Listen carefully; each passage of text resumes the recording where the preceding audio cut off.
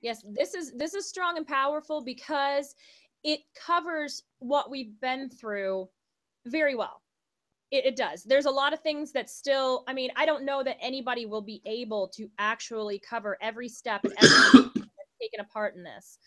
But we're going to try. We're going to try to get everybody's stories out.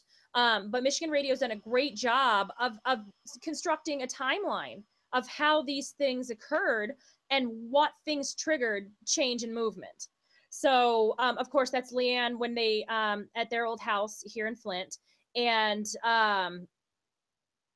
their lead was absolutely ridiculously high, and there was I mean it was an odd situation with her service line, and it's not the common, but hers being so high got the attention of the EPA and of Virginia Tech, and that's what got them interested, wondering, okay, is this in other areas?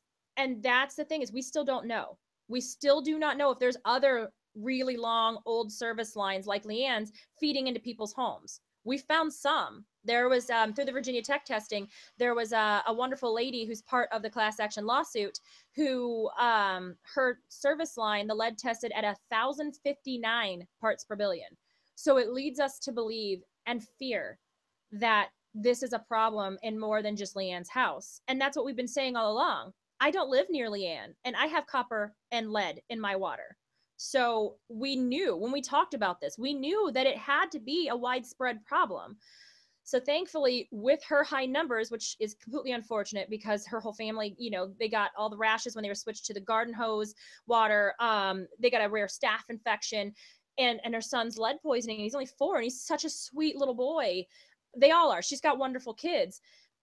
Without hers being so high to set off these alarms, we may not have where we have now. So it was very important to cover how Leanne's 13,200 parts per billion in her water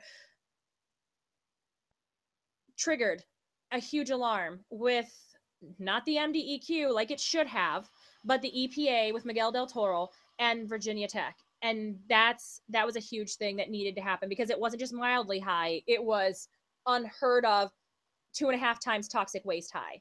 So I think that was an important thing to start the story, because that's really what got the lead issue out, was unfortunately her pipeline or her service line. So they did a good job humanizing everything that's happened. That's some of the rashes that they couldn't explain, and they have scars from those rashes, like many people in Flint do. They have scars from rashes caused by the water. And the thing to remember is that it's not just her family. It's people all over the city who thought they were crazy, who thought it was just them. So telling our personal stories, letting them know what happened to this one family, lets people know that they're not alone. That, hey, your hair's falling out, you've got rashes, you've got scars. Guess what? You're not the only one. We were all affected by the water, and there seems to be a lot of common illnesses and ailments from the water, in addition to lead poisoning. So yeah, so I thought that was a fantastic piece. The whole thing, the whole 3-parter was great.